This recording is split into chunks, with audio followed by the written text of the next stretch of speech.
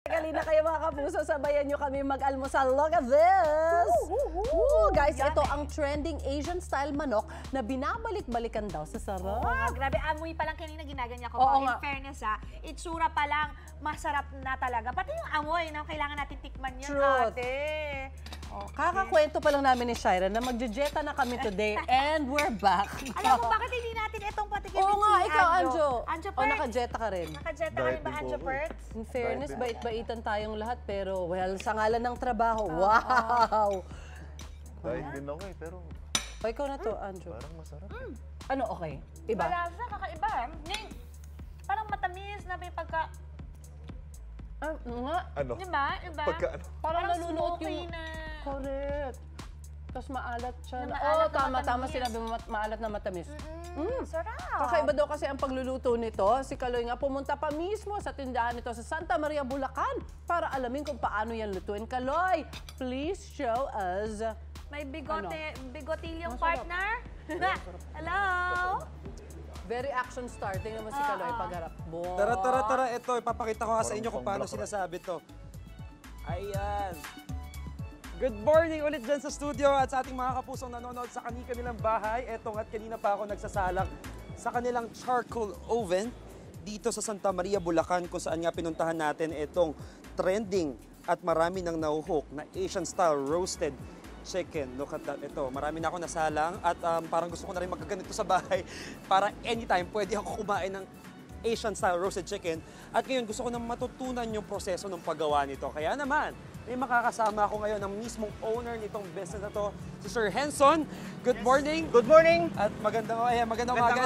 Welcome to Unang Hirit, Sir Henson. Morning. Ito, may tanong ako. Yes, sir. Bakit mo naisipang gawin at dalhin dito yung Asian style roasted chicken? Yes. Unang-una, ang Asian style roast chicken is napaka-unique yung lutuan natin. Ako actually, And ngayon then- parang ano yung drum. Yes, tama.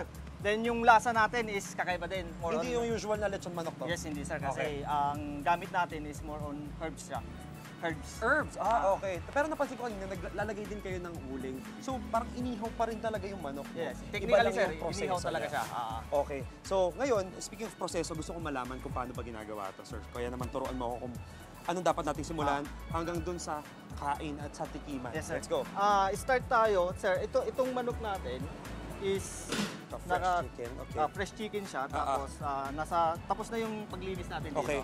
So, Ano pong gagawin next? makikita natin, sir, na natanggal lahat ng laman loob. Right. Lahat yung mga Doon na dugo-dugo lang. niya, natanggal Laman na lang. So ito, sir, pwede na siyang i-marinate. Okay. Pwede Nasaan na yung natin marination? marinate. Dito natin gagawin din, Yes, sir. sir. Bubuksan Okay. lang natin to. Sige.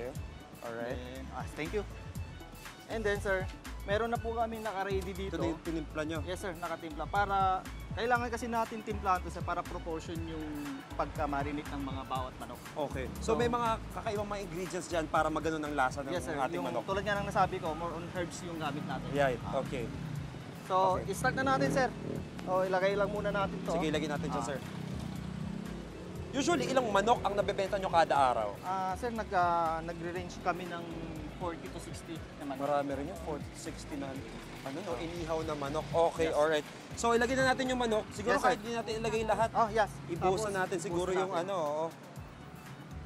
Since limited din ang time natin. Ayan, okay. Pero etong timpla nyo, enough para sa lahat ng manok na yan? Yes, sir. Okay, so, Bali, 12. tapos ano Halo pong na next natin. step natin? Halo na natin, sir, ayan. ito. Para kumapit tsaka manood. Pero usually, yung pag-marinate, ilang minuto, oras o araw ba ang tinatagal ng sir, pag-marinate dyan? gumagamit kasi kami ng marinator machine. Okay. So, ito, sir, umaabot siya ng 48 minutes. 48 Up- minutes yes. itong pagmamarinate? O yung babad? Yung babad, sir. Okay. Marinate. Alright. Sige, 48 And minutes. then, after nito, nyan, sir, tutuhugin na natin. Oh, yun. Ito kaya pala may mga tools dito. Ito yung mga kaninang nakatusok dun sa manok natin. So, ang pagtuhog ni sir, pag sabit lang dyan. So, doon sa kabilang side, doon sa mga pakpak to, di ba? Yes, sir. Yan. Tapos tutusok mo lang doon sa both sides. Oo. Alright. Tama. Tapos ganito na itsura niya. Anong next step, Sir Henson? And then, after nyan, meron na yung naka-ready na tayo dito na matuhog na. Ganito So, na ang itsura niya. yes. After ilang minuto to? 48 hours. 48 hours to. So, two full days yung marination niya. Tapos gumagamit nga daw sila ng marinating machine Yes. para dito. Alright, so next step, natusok, na marinate after 48 hours. Anong gagawin natin? Proceed tayo sa lutuan. Alright, sige sir, mauna ka. Didiretso na agad tayo dun sa parang drum na kanilang So, ito yung ihawan. lutuan natin. Ganun. Medyo careful lang kasi medyo Mainit. mainit. Sir Henson, sanay na sanay. Alam mo, kinamay niya talagang ilagay doon. No, naka-gloves naman siya. Ako kanina gumagamit pa ako ng tool eh. Alright, so after niyan, mga ilang oras po dapat niluluto dyan, Sir Henson? 45 to 1 hour. Depende sa manok, sir. Ang standard kasi na gamit namin is 1 kilo to 1.1. So, Okay. pag may mga deliver sa amin na 1.2, so mas matagal yung luto. Mga lagpas isang oras yan. Mga isang oras gappas nga. Yung ganun. Okay. Alright. Ayan. So, magkano ang per piraso naman ng Asian style roasted chicken natin dito, Sir Henson? Para naman alam ng mga kapuso natin pag bumili sila. Ang manok natin, sir, nag-range siya ng 329 for whole chicken na siya. Whole chicken na perfect, no? Para lahat makakain. Yes. Sir, after ng 45 to 1 hour or more, depende sa size ng manok, na pagluto dito, ano na itsura niya? Saan Ang tayo? itsura natin, Let's sir, move on ito. to the next. Mayroon I na think tayong- doon yung mga Yes, nakaluto eh. Takpan na Takpan natin. natin yan. Okay. Para naman maluto siya. Yan. Okay. Tapos, bubuksan natin. Sir Enzo, kaya mo bang kamayin pa yan? O ito, gamitin natin itong tool. Nagamit na tayo, sir. Ayan, kasi mainit to.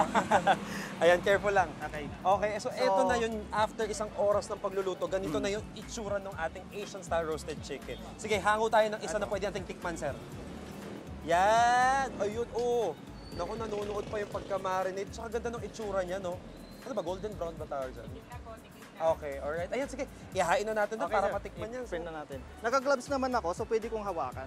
Ayan, yeah, oo.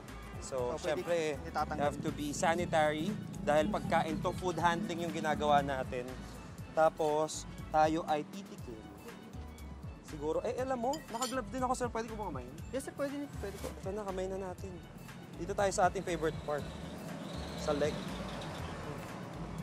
Sa camera ko. Ito.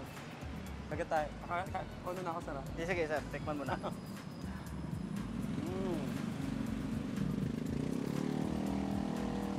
Ay, lasang-lasa ko yung herbs na sinasabi mo, sir, no? Saka parang may secret recipe talaga kung ba't ganito yung lasa niya. Parang naghahalong tamis, saktong alat.